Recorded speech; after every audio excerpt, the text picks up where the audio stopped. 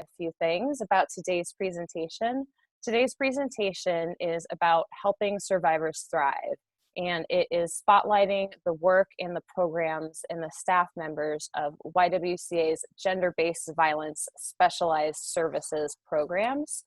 And they have also been, they have arranged for all of our programming this week, pulling together the speakers, pulling together the topics, as well as our theme for Week Without Violence, which is Black, Bold, and Brave. So I just like to say thanks to all of them for the amazing work that they've been doing and getting our Week Without Violence together.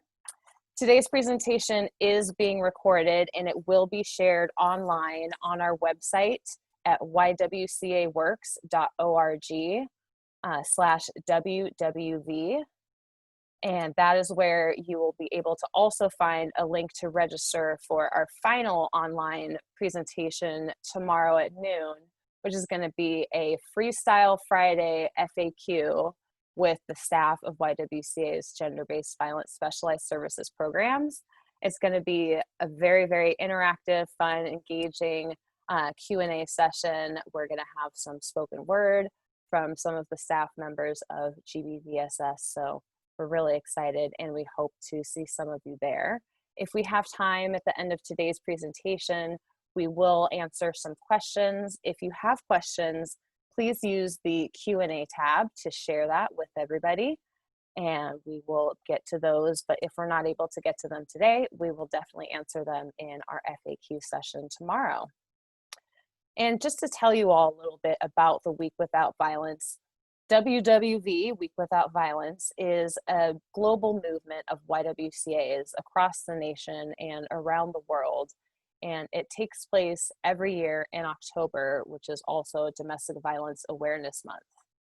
And Week Without Violence really came out of the fact that at YWCA, we know that not all violence is recognized or acknowledged or responded to equally. And that for some survivors, their experience goes unrecognized altogether. And so the Week Without Violence is an opportunity for all of us to come together, to share information, to share stories, to advocate, all with the common goal in mind that we can end gender-based violence. And so today's presentation, we have several staff members from the GBVSS team. We have Nature Carter, who is program manager of our commercial sexual exploitation and our sexual assault programs. We also have Avery Sell, who is a community advocate. And we also have Bridget Griffin, who is a legal navigator. And so kicking us off today is going to be Nature Carter to talk about her programs and share a little bit about what she does with YWCA. So Nature, I'm going to pass it over to you. Nature, if you can unmute yourself.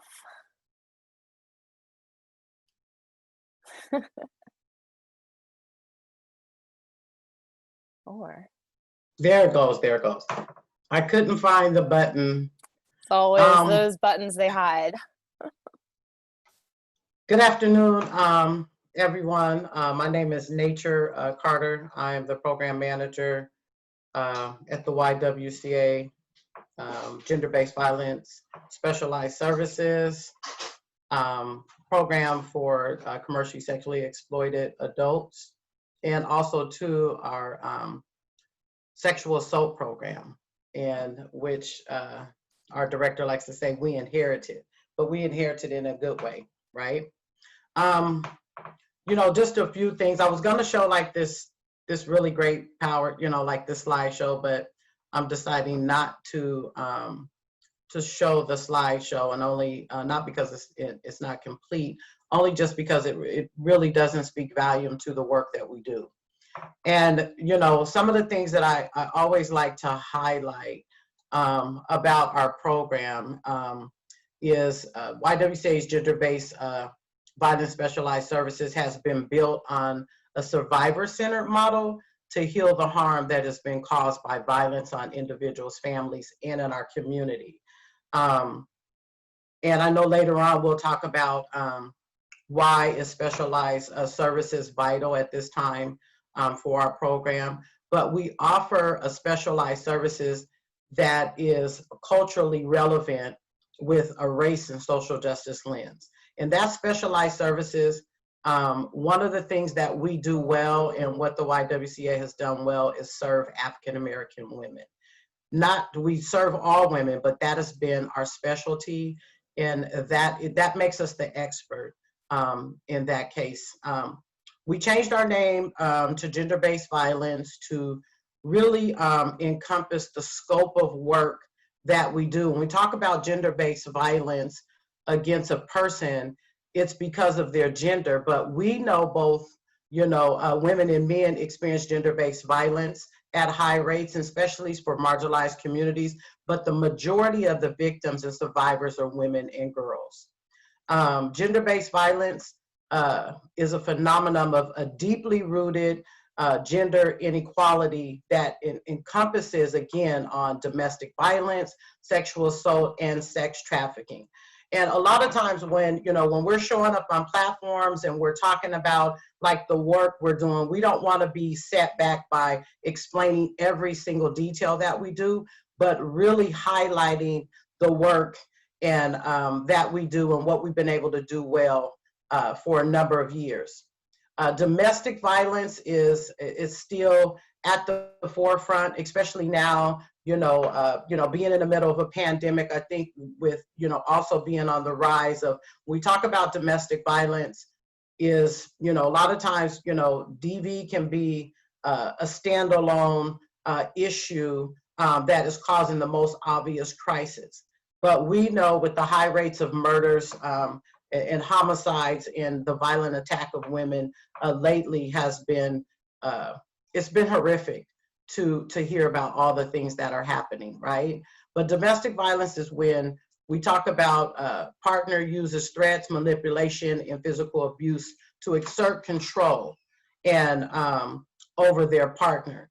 And the harm that direct harm that takes place in those different forms, whether if it's physical, emotional, or financial, or a spiritual, right? And now understanding how does this connect with commercial sexually exploitation is because generally when women are being violated at the forefront of deviating the hand of from their partner or abuser or someone in their community, we know that sexual assault and commercial sexual exploitation is also too like that hidden secret that nobody really likes to talk about. Typically we think of CSE, we think of trafficking victim, and they've been exploited from another country. We're not talking about the internal aspect, but we're talking about domestic. And because with our community, we know that, gender-based violence, again, is something that when we address working with survivors, we're talking about working with survivors as a whole, the whole person. And let me see. I'm trying to get to my notes. Honey, that noise in the back, that noise.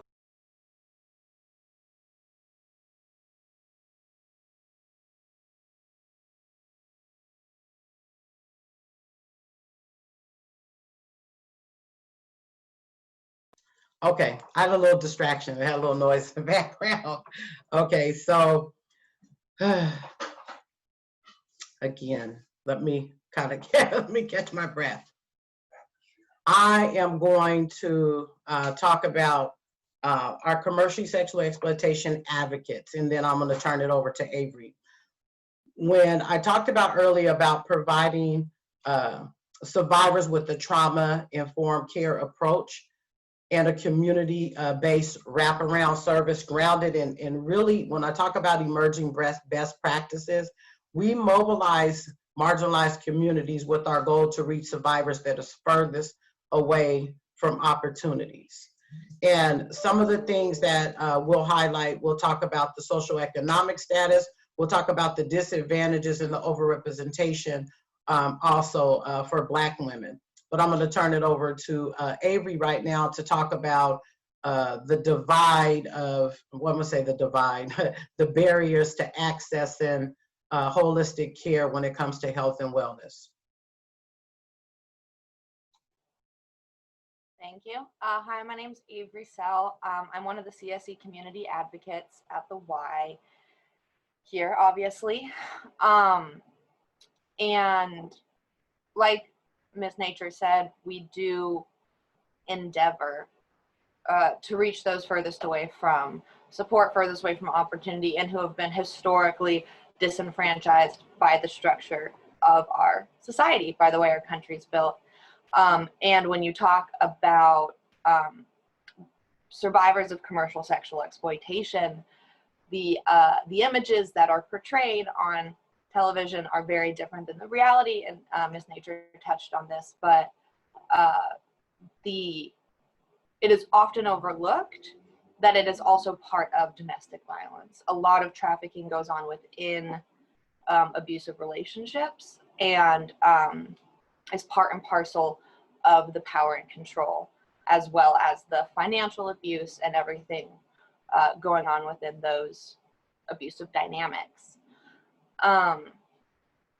In our job, or I guess what we have tried to do in connecting to community resources, when we know that we might be a touchstone for survivors and we could be their first point of contact, and wanting to make sure that they are connected to the emotional support they need, the familial support they need, possibly childcare or job trainings, everything that that goes into being a thriving, independent survivor in today's society. And a lot of my work is actually really just working with basic life skills that some people aren't provided, right? There's, when you're out there and surviving in abusive relationships and abusive dynamics, when you're surviving on the streets, when you're being trafficked, the tools that are necessary for survival are very different than the tools that are necessary to thrive in our society as it's been made. And one of the big gaps that I'll say is, or what's really lacking is significant trauma-informed care and drug treatment. There aren't enough resources to provide space for healing, because what we do is we'll get women and be like, great, well, now you need a job, now you need a house, now you need rent, now you need all these things, and there isn't enough time to provide that space for healing, and that's been really hard. And then you compound other barriers to it, it's really hard to get into treatment anyway. The funding's really low. There's bureaucracy involved, and healthcare, and where you can qualify, you have to get somebody in to get an assessment that then gets sent off, and then you find out where you can send them there, while keeping track of somebody who might be in active addiction, right? And then once that all happens, like, you might need childcare. And so, like, there's like the layers of barriers to getting that. And then I can think of 3 programs in our state that provide support, long-term, like multiple months or even a year to a year and a half of therapeutic, trauma-informed support and life skills education. 3 in our state. Like, we're talking maybe 100 beds, and that's just not enough. And so it's providing what we can and understanding the shortcomings and trying to fill those holes by either having like support groups, which we started a support group and bridging that gap, and then also just connecting to community resources all around and making sure that the resources we're connecting our survivors to are culturally competent and culturally specific, because that matters, right? Like, whether they can't be around men, or whether they prefer not to be dealing with a white advocate, because I am white and a lot of our survivors are not, and I know that it's okay. Like, connecting them to people who they can relate to and who they can feel comfortable with, and because that's the goal. Like, it's not, my preference isn't, like, I can be like, you need to go to drug treatment, but if they don't want to, then they don't want to, and we just work with that, like, maybe a GED would be helpful. If they don't care about that, then fine. My job is to empower them and connect them to whatever resources are available for them to own their own story again, because their narrative has been controlled by other people for so long. And then doing that within a society that has their own narrative for what it is to be a survivor of human trafficking.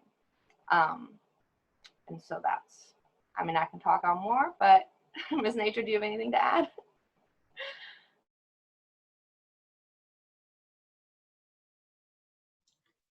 Yes, thank you, Avery, for that.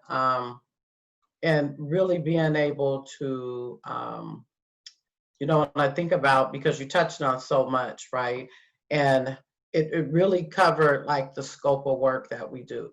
And so typically, you know, when we talk about like what, because a lot of people may have questions of what does this look like for our community when we talk about trafficking. And there are some, Polaris Project, I don't know if we can get that link up, has a lot of great data that has really captured the problem and the issues throughout the country. And they don't just focus on one particular states, but you know, that data is something that I can, you know, we can rely on as providers, right? Because it helps us to go to the core of the issue. And we talk about like our work is we go upstream to do the prevention and the intervention is because we're in the community, right? And we understand the dynamics around the risk factors, we understand the protective factors, but we understand really when we talk about the specialized services is we talk about an equitable access for survivors to be able to access services as far as being able to have an advocate to work with them that understands. And that's why we utilize a survivor-centered model. And before I go all off into the my other conversation about sexual assault, is that, you know, when we're looking at, you know, the particular infrastructure that has been built to serve populations of, to be able to reach survivors, we know that, you know, some of the, you know, the institutions that have been built on white supremacy that doesn't serve an equitable process or have an equitable process for women of color, especially for those who are furthest away from opportunities. And that is, you know, that's what we highlight. So being able to, what is our typical day? Our typical day is we get a phone call, we get a referral, and we, you know, it's just like we're a triage, right? And so we're the first responders. And so we are that being that first responder, we take that call and we treat that person that's on the other end of the phone with equitable quality care. We listen intently, and we don't try to resolve the issue in one day. It's a process. And so when you're calling and you need services, it's not what we think that what you need. It's you telling us what is it exactly that the crisis that you're facing right now. And although that crisis may be DV or CSC, we work with the whole survivor for every aspect. Housing, it could just be rental assistance on some occasions because I don't want to go back to the life, or my abuser has stolen my money for the month, or I've been sexually assaulted and violated. It could be I just want to talk with someone about what is going on with me. I need drug treatment. You know, I've been out on the streets using for the last 2 years, and I just want to get off the streets. And so when we are listening, we're not just listening intently for the desire, but just that hope, and that has exploded in their heart to change their minds about maybe we can plant the seed. We get that call, and they might, you know, the survivor may not call us back for a few months, but we know the call was made, so the intent was delivered, right? I made an intent to be able to do something to change my outcomes with what's going on with me. So that means that the awareness has happened and the prevention has already started, right? it seems like I'm missing something, but I know I can't talk about, I can't talk about everything, but I do want to talk about a couple of things. I think that that's really important for when, you know, when we talk about for marginalized communities and African American survivors, you know, we talk about centering, you know, the problem in the system, in systems for the societal factors, but we also too recognize the strengths in the holistic care in the approach, and also too the lives of survivors.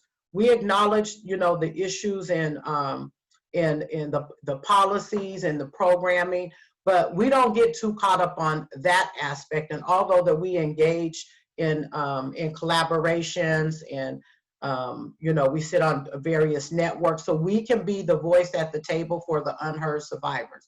This requires for us to have a, you know, to be able to participate in that interdisciplinary response, but then we also too continue to pursue and research what's best for the survivors that we're serving. And, you know, sometimes that comes from the voice of the survivors. What are the interests that will benefit you? Those are the questions we're always asking. And then when we look at, you know, finding out from the community, how can we respond? What does that look like? And we talk about, you know, a lot of times when we look at in this work, there's a shift in the framework. And especially now being in the middle of a pandemic, we know that we have to widen our frame and our lens to be able to really capture what is happening. And not just, you know, we want to set aside, you know, what we think that we know that will be, you know, something that's best for the community. But besides that, what we've done and what we've done well is we strengthen that process, and that has been our strength. So we go back to, you know, really naming our strengths and what our strengths are, and really being able to do that, because this is really complex work, you know, addressing, you know, really the unspoken, you know, crisis of survivors. And that's what we talk about, survivor-centered model. We know we're completely powerless over the status of, you know, of a lot of the things that are happening in the community. And we're not trying to be popular, right? And some people will have mixed feelings about, you know, what is self, you know, sex trade work is like, you know, but what we look at is the family impact. And the family impact, we know that with the intervention and the work that goes beyond really the symptom of, you know, a particular issue, is that allows us to be able to really address the core issue. Widening the frame for us is that it's really being able to look at not who picked me or who chose me for this work, but now that I'm on the front line, what can I do to be able to respond? And that has led our interventions and prevention in a whole nother capacity. And then I think I'll close out with this: society. We have to also to widen our frame around society. What can society and community do to change the issue that they see that's happening in our city, in our state, rather? And what interventions can change policies that really helps to be able to not dismantle systems, but dismantle systems that does not provide a just or fair process for survivors. And like Avery talked about, the access to treatment. And we know that there's a such thing as called the locked door syndrome, being able to keep survivors out of holistic care to be able to improve the quality of their lives. And policies that are embedded in our infrastructure, that are discriminatory, that, you know, that have racist practices, sexual harassment, and that just creates more trauma.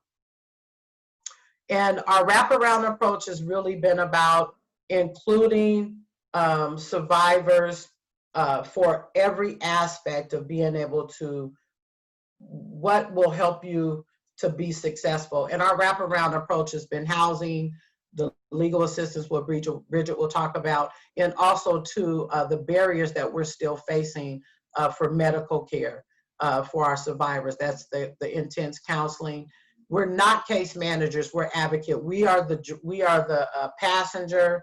We always say that you get to drive and steer, you know, your own path, when we're just here to cheer you on and to lead you into the right direction of resources.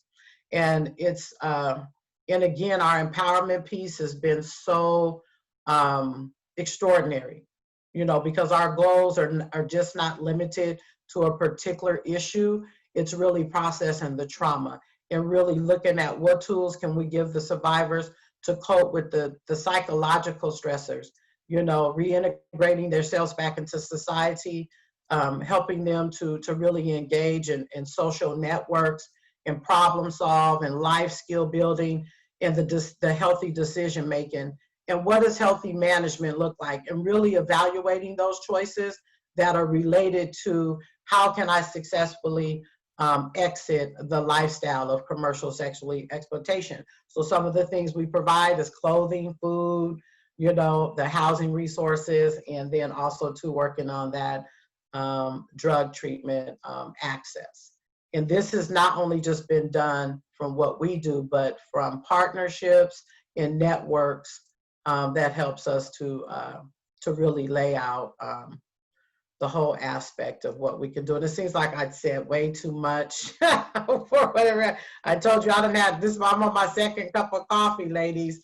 So I think I'm gonna stop there, and then I can talk about sexual abuse, sexual assault in a minute. And I'm gonna turn it back over to Keisha. Thank you.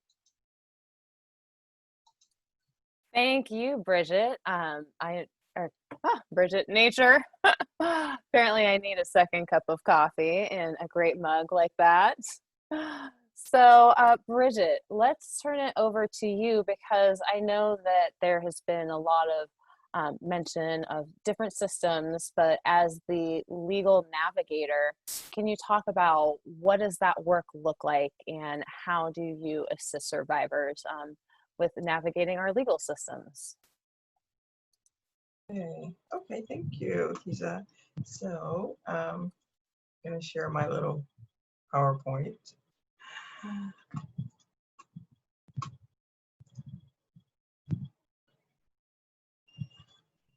Can you see my PowerPoint? Yes? Okay. So I'm just going to talk a little bit about just the legal process when it comes to survivors, when they're dealing with the legal system, family law, you know, criminal, all of that little process. Often Black women's experience with the legal system and domestic violence is often different. So first, kind of give a definition of like, what is domestic violence? And so most people think of domestic violence as physical abuse, and often emotional, psychological, sexual. There is physical, financial, spiritual, but we're going to focus on the legal, which becomes another form that an abuser uses when the survivor leaves. And often it's used in different ways. Sometimes they'll file a protection order against the survivor, claiming exactly what she experienced. So now she's on another level of trying to defend herself because she left, against something that actually happened to her. And now she's being accused, and now she got to prove that, you know, this is not what it appears. And so survivors, you know, often start to experience another level of abuse with the legal system via their survivor, via their abuser when they leave the situations. I want to give the legal definition of domestic violence. Like I said, often people only see that or think that it's physical.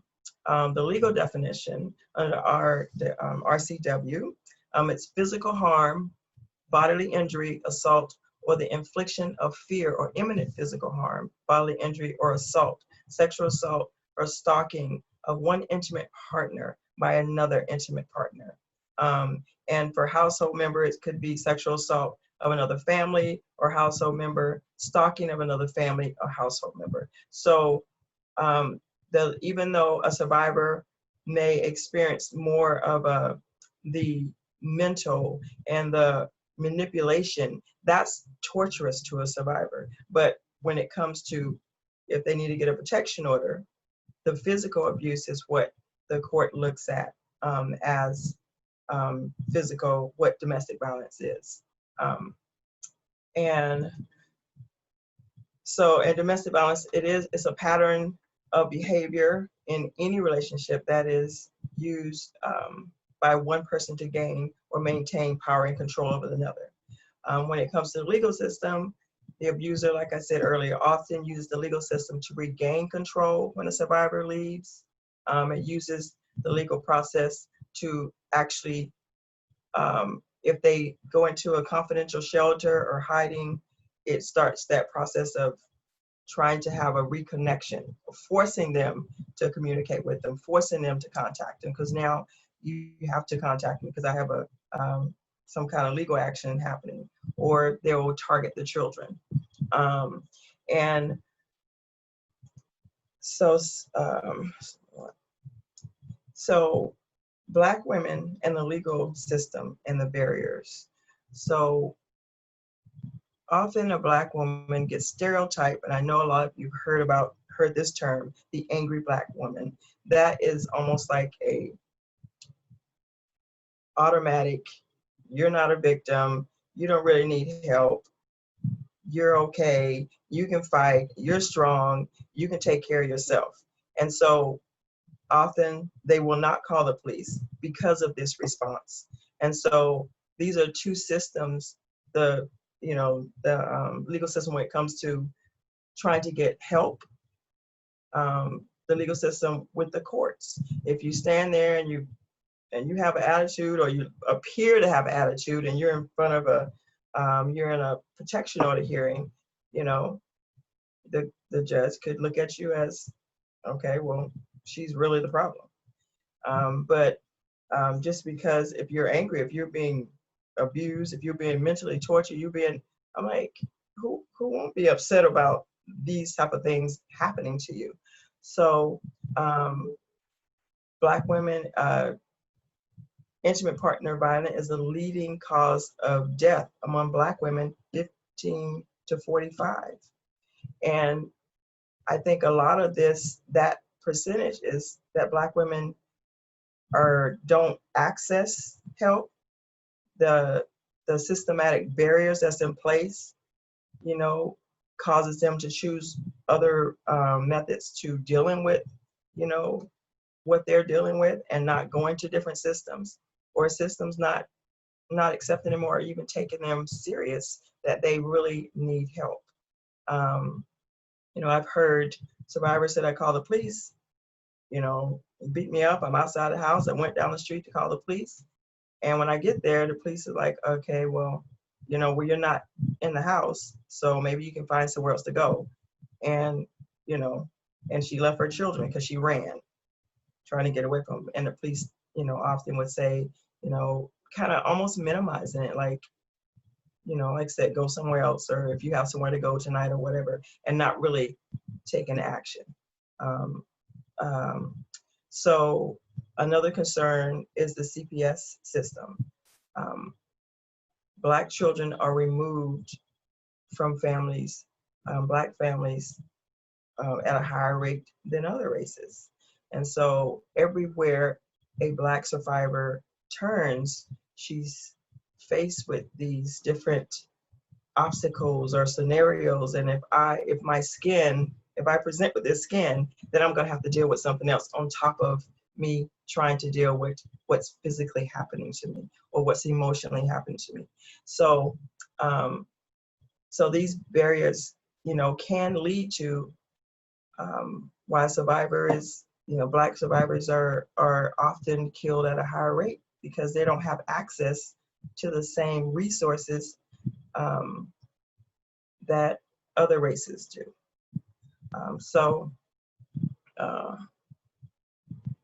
the services that we offer survivors when they come to us, we have we offer them assistance with getting protection orders. So having an advocate like, I think Avery kind of touched on that, about having someone that looks like them, you know, going before them, speaking, giving them, helping them have a voice. You know, when they go and say, well, they said this, and then the advocate goes and it's like, okay, they did get a different response. So that helps them to say, okay, then I'll trust you, and allow us to help them through a process that they may have just turned away from. So we help them with that. We help them with parenting plans, breaking lease, divorces, referrals to try to get legal counsel. Often abusers will obtain attorneys, and the survivor, they don't have money to get attorneys, so they will. So we can often help them get legal counsel so they can at least have a voice in court, and help them respond to legal actions that the abuser brings against them after they leave, often just as another level of abuse.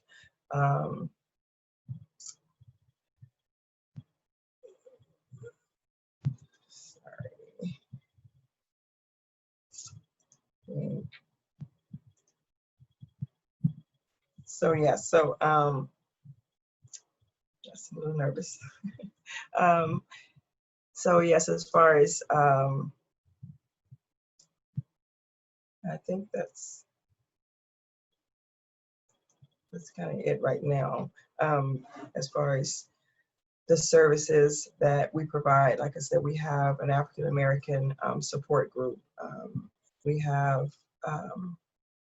and we also are in the DSHS offices. So we are, you know, we're there, we're visible or present for survivors when they're even going through that system, dealing with the DSHS system. So they have advocacy. You know, we form that partnership with DSHS so that, you know, they can have somebody there for them when they're walking through that system. That's another system that they will have to deal with. So any system that a survivor, African American survivor specifically deal with, you know, it comes with a lot of barriers. And so, and with the legal advocates and legal advocacy, we can help them to navigate those systems. Thank you. And turn it back over to you, Kiza. Thank you, Bridget. If you wouldn't mind stopping sharing your screen there.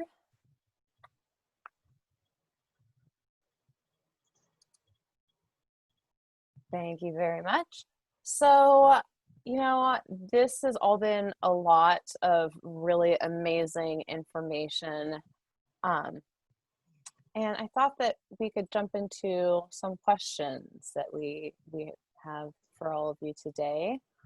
And the first one is just, so we've been talking about gender-based violence. What does that mean? What does that look like? But as I was mentioning earlier, this is the gender-based violence specialized services team. And I wanted to hear a little bit more about what exactly that means and why it really matters to have specialized services. And Nature, I thought I would ask you to answer this one.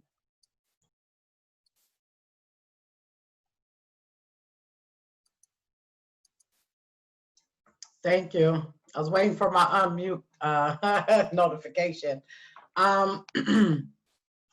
You know, when we were sitting and looking at, you know, it's not like we were rebranding ourselves. What we were looking at is our overall, you know, race and social justice work plan. And our response to the community needed to be I'm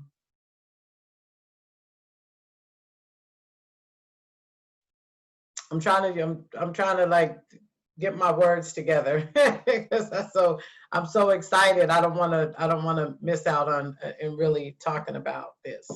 And I said it earlier, specialized services is something that the YWCA has done well, right?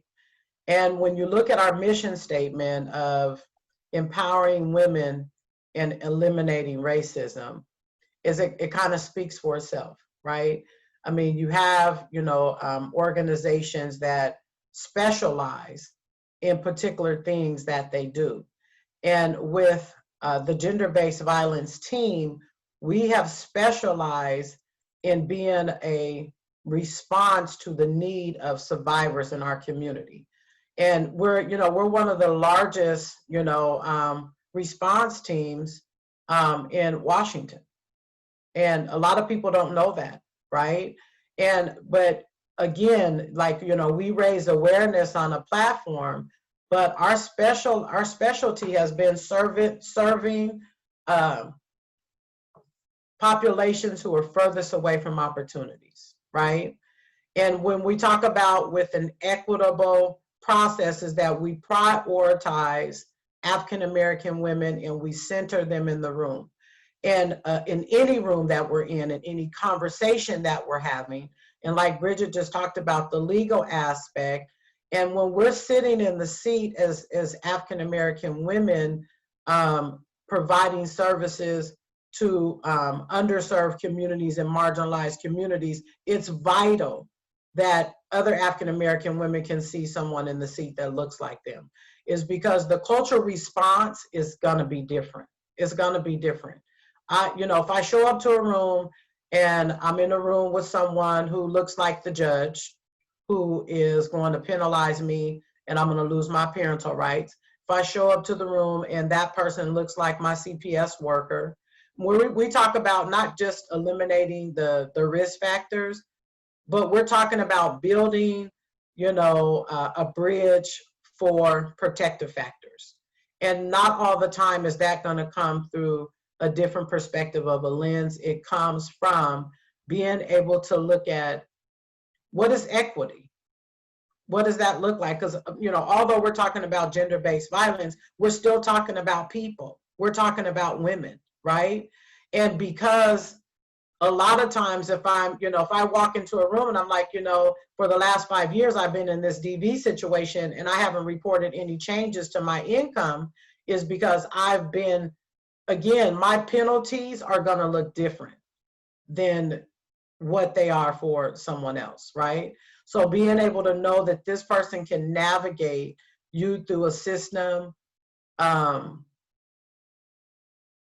because one, the survivor-centered process and that model that we use is because 9 times out of 10, we've been through the system ourselves, so we know how to navigate it.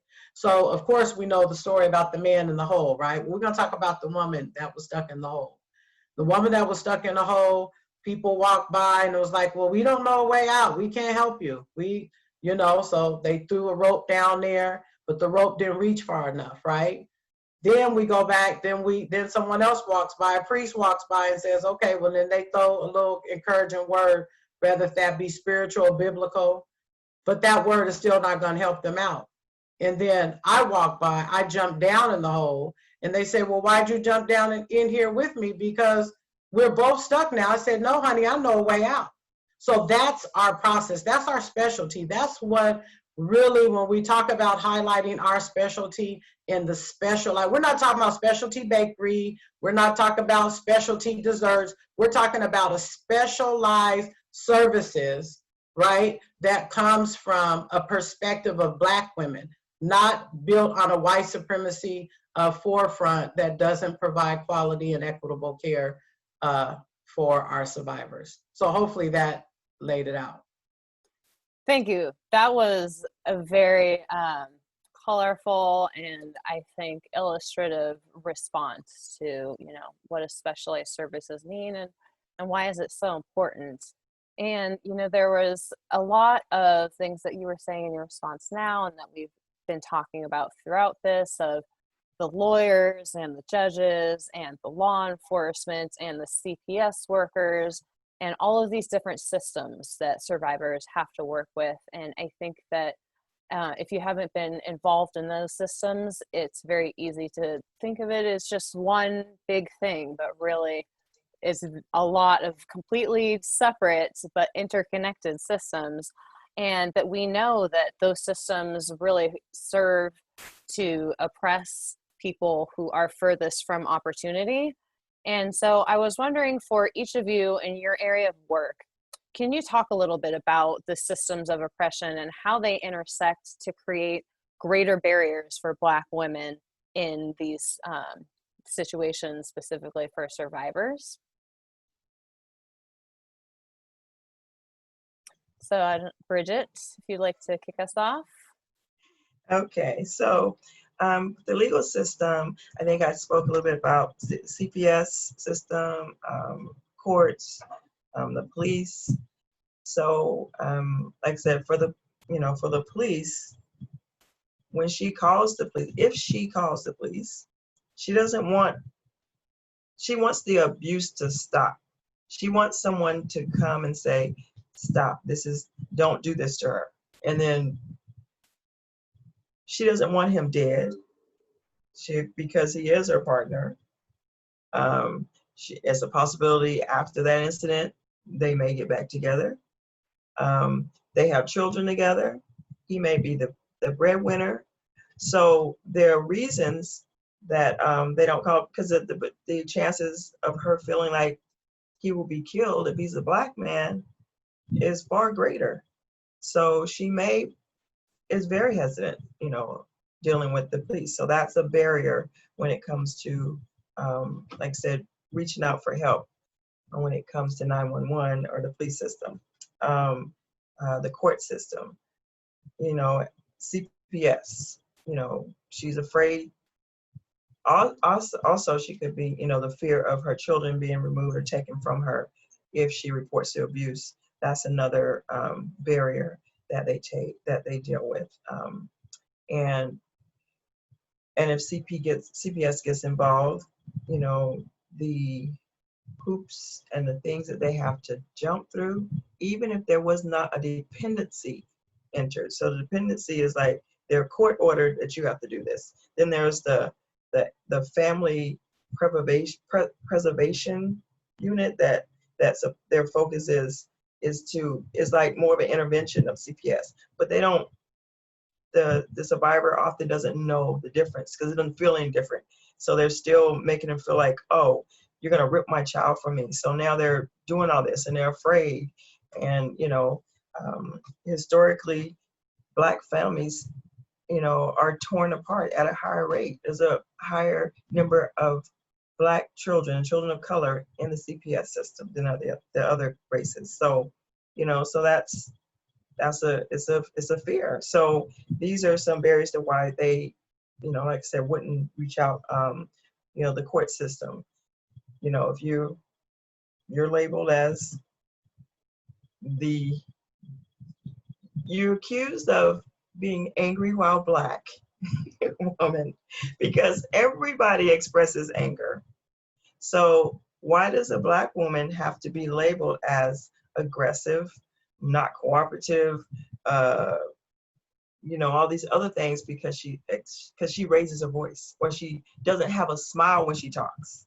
Why do I need to smile every time I talk? I say everything. It doesn't determine my internal emotion really, but I need somebody to hear me. And so sometimes if I need somebody to hear me, I may look more like this.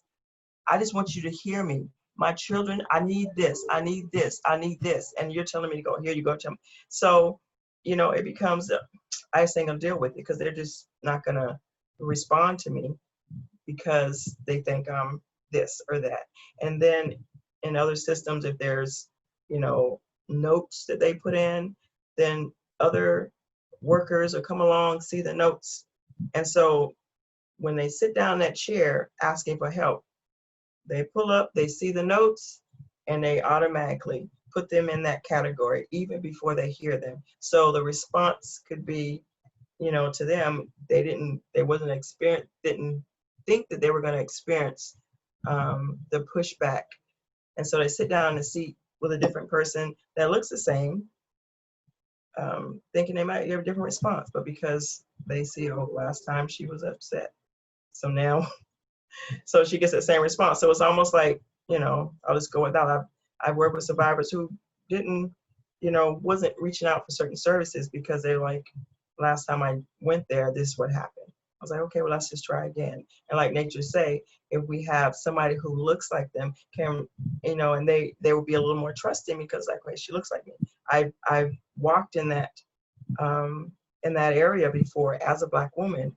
I was successful. So now I have a way out. Like she said with her scenario, I can show you this way out. And so yeah, so those three systems are just kind of ones that I have experience with information on. So That is really powerful. And, I think every time I hear all of you speak about the work that you do, I feel like I learn so much. And even something like, putting notes into the system about an interaction before and how that can color the perceptions of, the next person that they work with.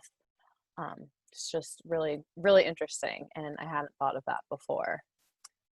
Avery, do you have anything to add about sort of systems of oppression and how they impact, in particular, Black survivors who have chemical dependency issues?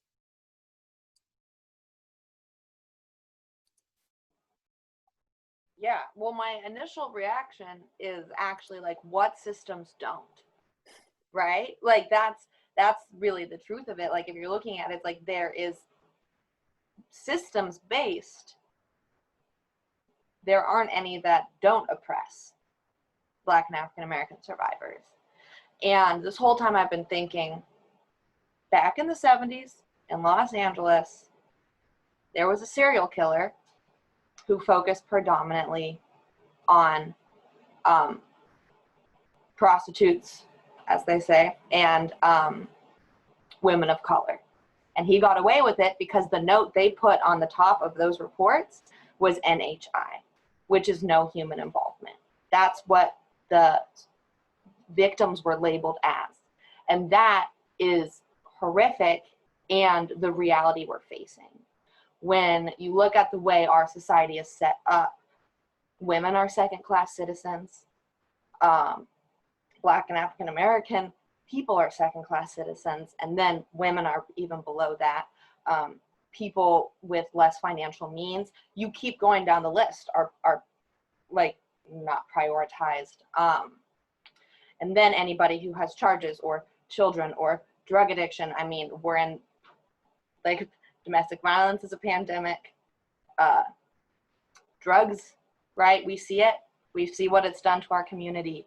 But instead of looking at that as circumstance or looking at these people as actual humans, our society views them as less than. And so, and that's what they're constantly being told. And it's like documented, and that's the part that's so frustrating. And so one of the big things with our organization and what we do is people don't come to us because they're like, oh, something bad happened. It's because their friends, they can't trust their friends anymore. Their families won't put them up anymore. Like they burnt all of those bridges and then they come to us. And going back to what Bridget said, it's like, and when those bridges are being documented, when they file police reports and then take them back, when they leave and then come back, when they change jobs, all of that looks bad because of the way our society views it, without understanding that they didn't want to leave their job. They were fired because their abuser kept showing up and threatened them, right? Like, it's not that they couldn't make men, it's that he took their rent, it's that he took her money. And so that's why she has this eviction.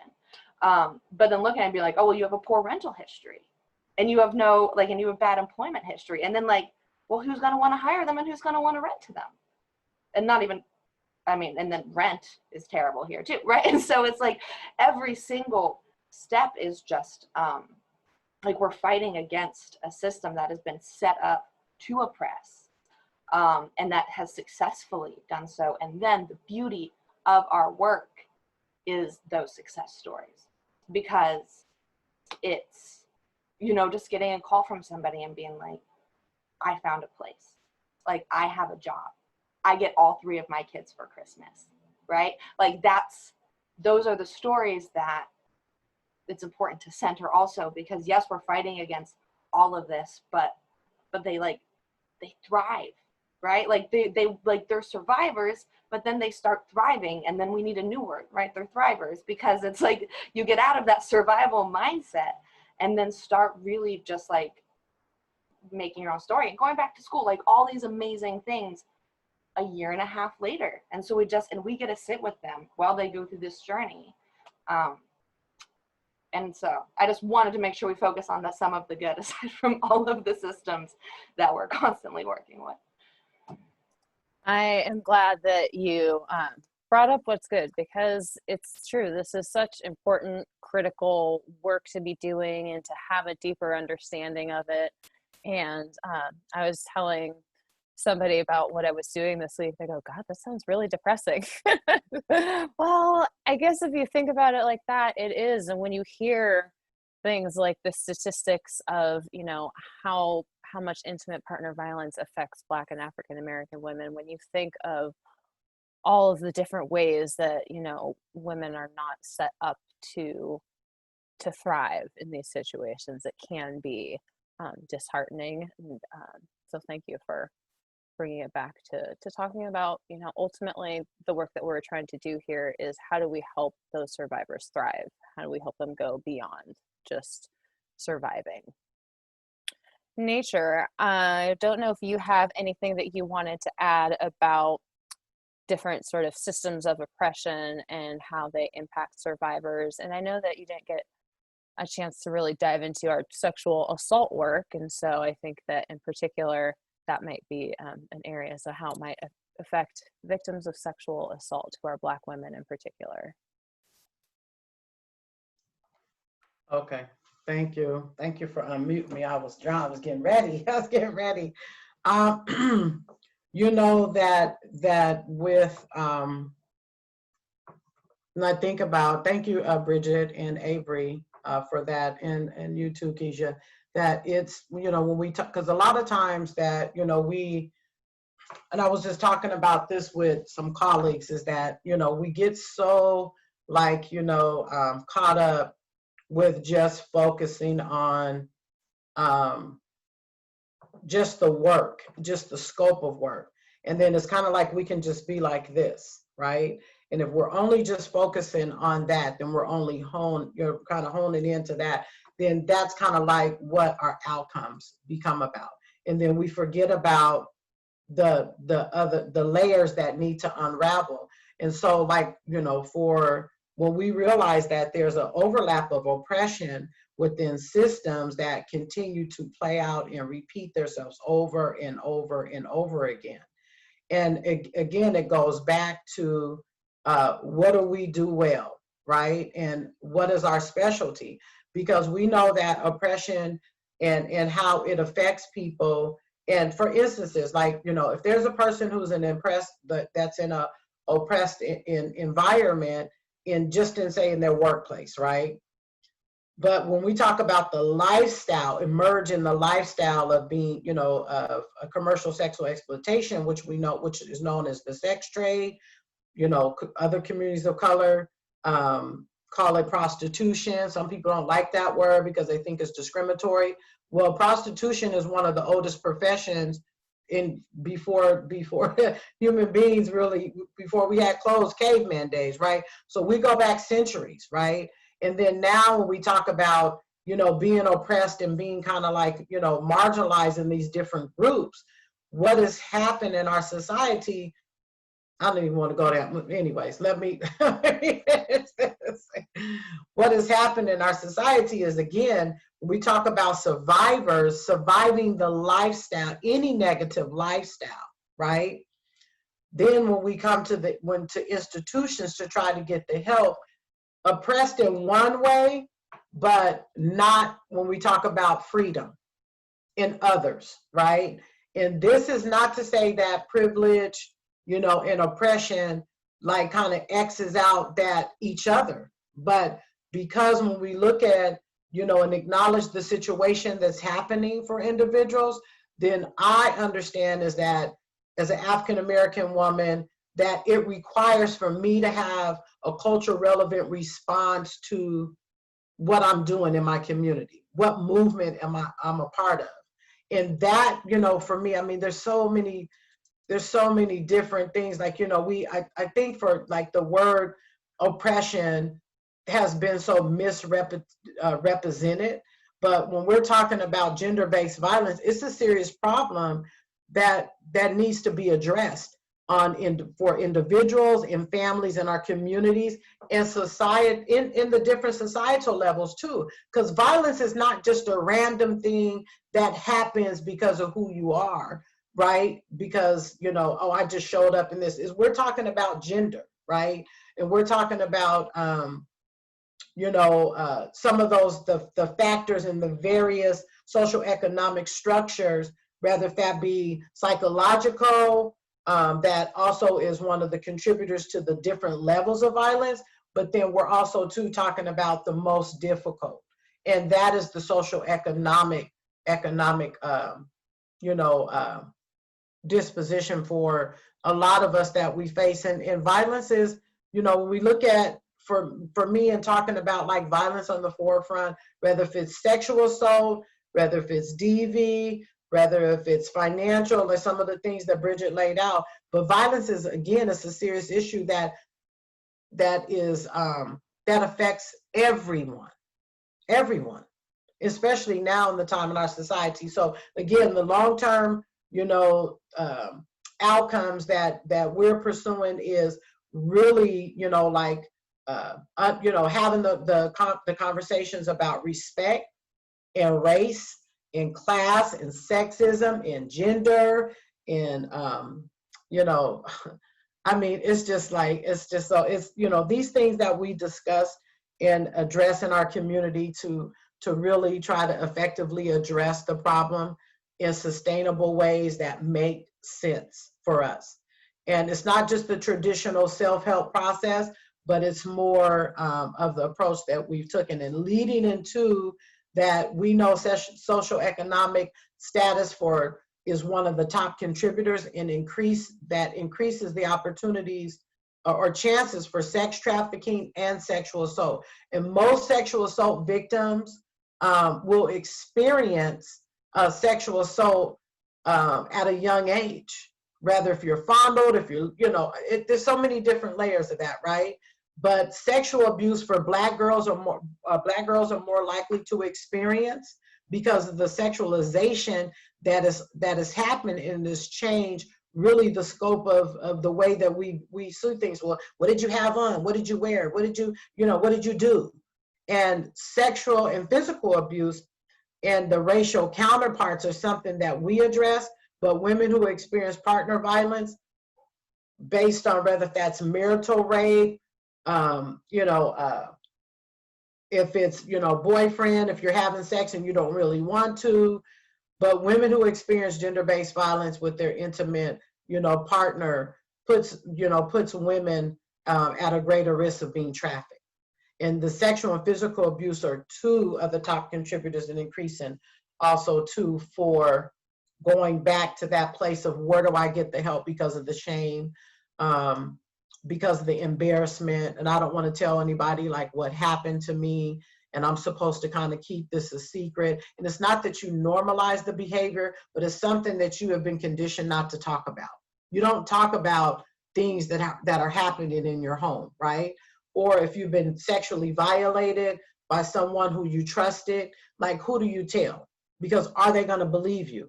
You know, and especially if you've been a little bit promiscuous, or people think you, well, we know in our community, if you've been fast and, you know, you've been flirtatious, it's like, did you bring it on yourself? And those are some of the trends that we see in sexual assault. So here's some of my talk when I'm talking with survivors. It's nothing to be embarrassed about. It's nothing to be, you know, to be shamed. And I know it's a really hard subject to talk about. But my question is, have you had sex without your permission? Have you had sex and you really didn't want to? Did you do it because you wanted to feel safe for the night? Did you do it because you didn't want to get beat up? Did you do it because you were afraid that something else would happen? Or did you use yourself to keep your children safe? And those are the conversations that I have, right? And those are the conversations that we have to continue to have. is because it's a realistic thing. And if we don't take it serious and it's serious in its nature, we'll miss that. We'll only try to address the most obvious thing that's happening, and that's DV. That's the crisis that brought you to pick up the phone and call. But then we want to talk about the sexual assault, because that's the trauma-informed approach that we want to take. Sexual assault, we have Annie, who's our sexual assault advocate. She's great. And I'll let her tell her own story when she gets to the platform. But we talk about a survivor-centered approach. We know what that looks like. We know what conversation to have, right? We know when we're laying in the bed and we've been violated on so many different levels. Who do we tell? Who do we talk to about that? I don't want to tell my sister, my husband just raped me last night. I don't want to tell my mom, like, I'm really doing these things and I want out of this marriage because he's been beating me up for the last 5 years. I don't want to say, like, I went over to my homeboy's house and he sexually violated me. Who do I tell? Because why was you at his house at 2 a.m., right? So, and even with children, we have had encounters to where other children have fondled other children and they say, oh girl, that's just what kids do. No, that's not what kids just do. They have been exposed to do something that they've seen, right? And they repeat the behavior. So in 4 communities, they kind of sweep it under the rug. Oh girl, you know, kids just hump on each other. No, they don't. They don't just hump on each other, right? That is a behavior that has been learned or seen, or something that is or that child has been violated. I wouldn't care if they're 2 and 3, if they're 4 and 5, because there's no age, but there is an age as far as prosecution. If they're under the age of, I think it's 13, 12 or 13, that children can't be prosecuted if they sexually violate another child, right? So again, it goes back to our policies. Some things have to change. And I want to, oh God, just lost my my little note. Anyways, I'll just have to go, it'll come up. But anyways, that is, going back to really being able to look at just our societal factors and how survivors are not prioritized. And again, back to the oppression and how we see things is because we know that through the YWCA with our social and race and social justice movement, with that particular thing, and we talk about now the stigma and the insults, and sometimes in society and the things that we're seeing now in the complex intersectionality of how social and economic those categories can really overlap. But we want to stay focused on the intersect of the greater whole in the framework and what we do well, rather than always just continue to talk about the objective. We just want to highlight the outcomes, and that's what we've been able to do, and we've been able to do it well. I agree. I think that all of you guys do really amazing work. And I think that to kind of close things out today, I would love to end on sort of a positive note and a note of, what can I do about this? Because these are very complex issues. I know I'll be thinking about this for the rest of the day. So just what would you like for people to know? Like, how can they help survivors become thrivers?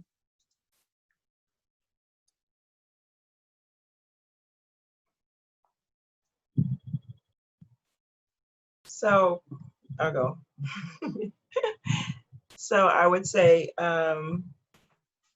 one thing, I would say make a conscious choice to believe that that racial and systematic injustice is real.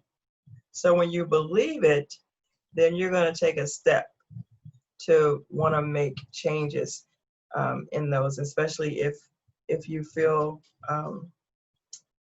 that it's not right, which it isn't.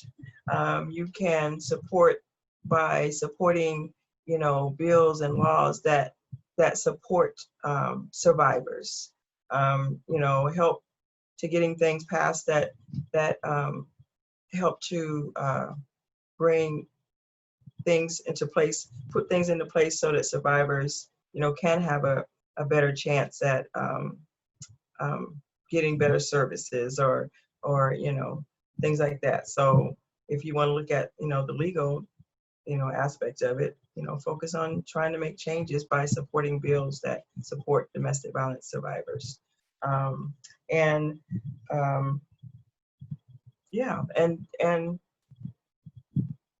as our fearless leader, Doris O'Neill, would say, don't just talk about it, be about it. So do something to make a change, even if it's small. And just changing your mindset to believing that these things are real, even though it could be overwhelming and sometimes we'll take our mind to, oh, that's too much. But it's happening and it's real. So yeah, that's my take.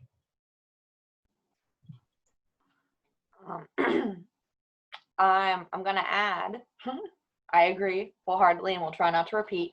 The other, especially when coming to legal, there's a movement that's starting with the understanding and criminalizing of coercive control, which is the emotional abuse aspect that is so often overlooked because it's not physical.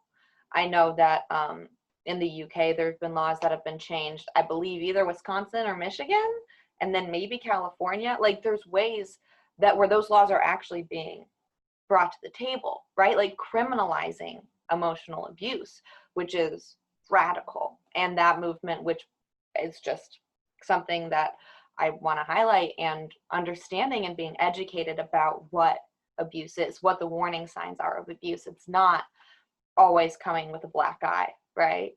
It's when your friends are just being pulled away from you, right? And it's not new boyfriend syndrome. It could also be intentional isolation, right? And being educated on what they look like and how to reach out. And then also what's really been coming to me is that there's a lot of shame. There's a lot of shame put on survivors. Shame is put on us, right? Shame is put on people by judgments, by violations. And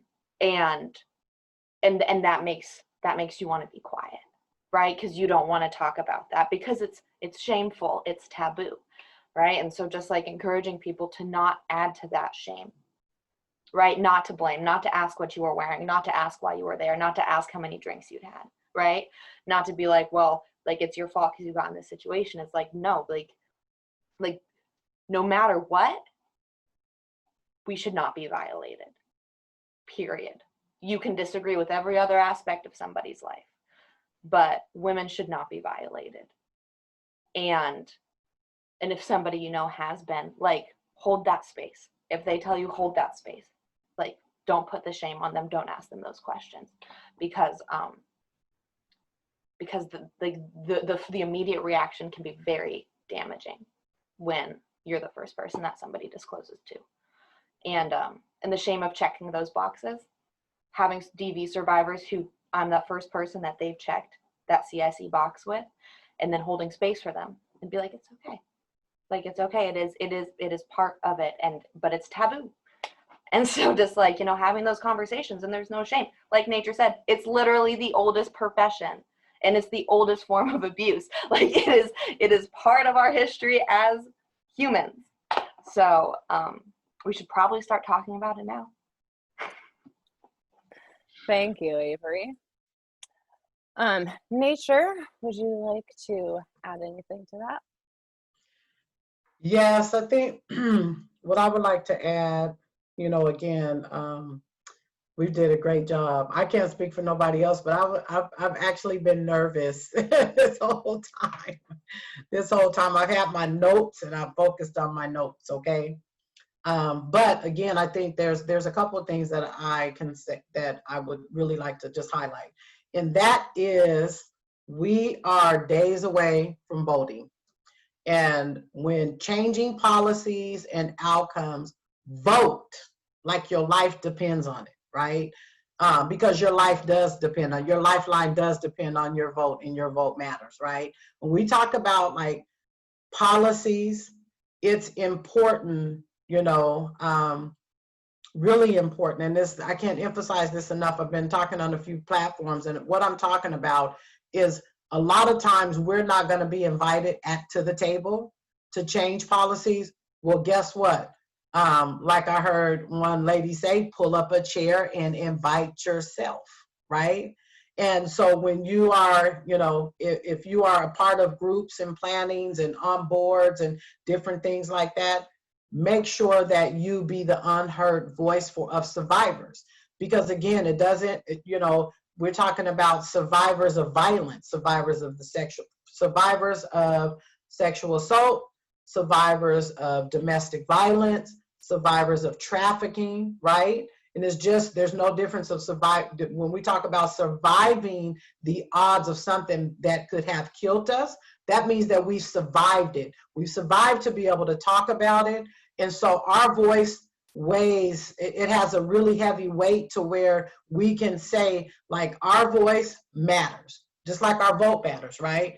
But really being able to say, when I'm sitting at the table, I'm gonna always, everybody already know nature gonna talk about racism, nature's gonna talk about social justice, and I'm gonna talk about the inequities and the services that doesn't serve an equitable process for Black women. I'm gonna talk about centering the Black women and survivors in the middle of the room, and I'm going to continue to talk about those conversations, not till I'm blue in the face, but until it starts to dismantle systems and infrastructure that oppresses survivors and people of color. I'm going to talk about marginalized communities. And so if there's conversations that you want to have and you may think like, well, no, now's not the time to talk about it. Talk about it.